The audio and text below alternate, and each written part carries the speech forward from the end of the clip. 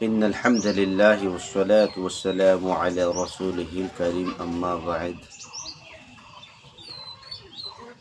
আল্লাহ পাকের শুকরিয়া যে মহান আল্লাহ পাক আমাদেরকে সকলকে আল্লাহর ইহসান ও করমে ভালোই রেখেছেন। আলহামদুলিল্লাহ। জনাবে রাসূলুল্লাহ সাল্লাল্লাহু আলাইহি ওয়াসাল্লামের প্রতি লাখো দরুদ ও সালাম। সাল্লাল্লাহু আলাইহি ওয়াসাল্লাম।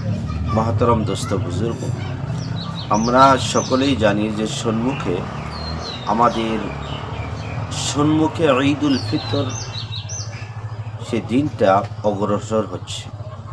গতিকে সে ঈদুল ফিতর সেই দিনটার নাম কেন রেখেছে তার বিষয় নিয়ে দুই চারটা কথা আলোচনা করব। ঈদ এই শব্দটার শব্দ অর্থ হলো যে খুশি। কেন খুশি? খুশি এই জন্য বলা হয়েছে যে যদি আমরা মাহে রমজানের ভিতরে মহান আল্লাহ পাকের ইবাদত করে যদি আল্লাহকে রাজি এবং খুশি করতে পারি, তাহলে আল্লাহ পাক রব্বুল আলামিন ওই দিন আমাদেরকে এমন বদলা দিবেন, এমন সওয়াব দিবেন, যেটার কারণে মহান আল্লাহ পাক আমাদেরকে খুশির ঘোষণা দিয়েছে। ঈদুল ফিতর, আর ফিতর একটা শব্দ, ফিতর এই শব্দটার অর্থ হচ্ছে রোজা খোলা, ইফতার করা, রোজা খতম করা। অর্থাৎ যেদিন ঈদুল ফিতর দিনটা শুরু হয়ে যায়, ওই দিন আমাদের রোজা রাখার সিলসিলাটা খতম হয়ে যায়। গতিকে এই দিনটার নাম রাখা হচ্ছে ঈদুল ফিতর। মাহতারাম দোস্ত বুজুর্গ, ওই দিন অনেক অনেক ফজিলত আছে। আল্লাহ পাক আমাদেরকে সকলকে যেন সেই ফজিলতকে নিজের জিন্দিগির ভিতরে আঁকড়ে ধরা তৌফিক দান করে, সকলেই বলে আমিন। তো মাহতারাম দোস্ত বুজুর্গ, খাস করে একটা কথা, যে বছর পর ঘুরে ঘুরে একটা দিন আসে যে দিনের নাম ঈদুল ফিতর, কিন্তু বহুত আফসোসের একটা কথা, সেই নামাজটা আমরা ভালো করে শুদ্ধ করে আমরা পড়তে পারি না। এর থেকে আর দুর্ভাগ্য কেউ হইতে পারে না। তো মহতরম দোস্ত বুজুর্গ, সেই নামাজের সহি শুদ্ধ তরিকা আমরা কিভাবে আমরা জানতে পারবো, এই ভিডিওটা দেখলে আপনারা নিশ্চয় বুঝতে পারবেন।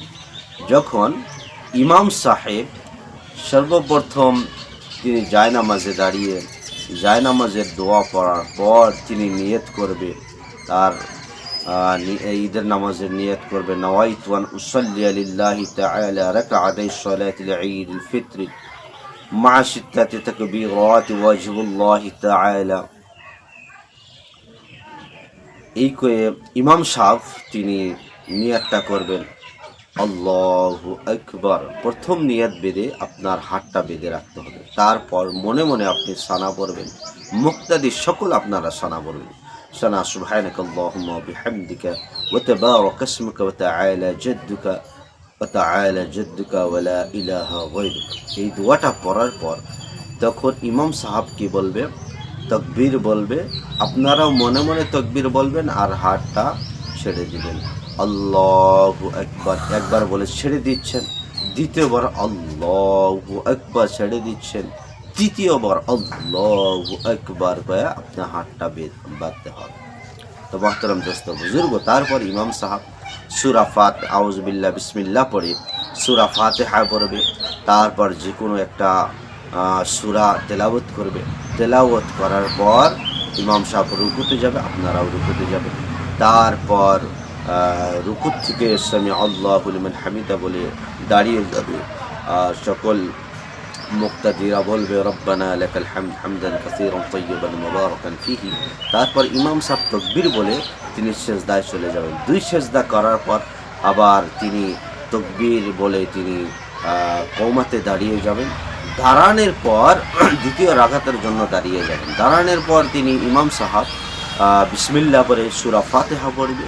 তারপর বিসমিল্লাহ পড়ে আরেকটা সূরা তেলাওয়াত করবে। তেলাওয়াত করার পর তিনি আবার কি বলবেন? সে যাই তিনটা তাকবীর বলবেন, আল্লাহু আকবার বলে ছেড়ে দিবেন। আল্লাহু আকবার বলে ছেড়ে দিবেন।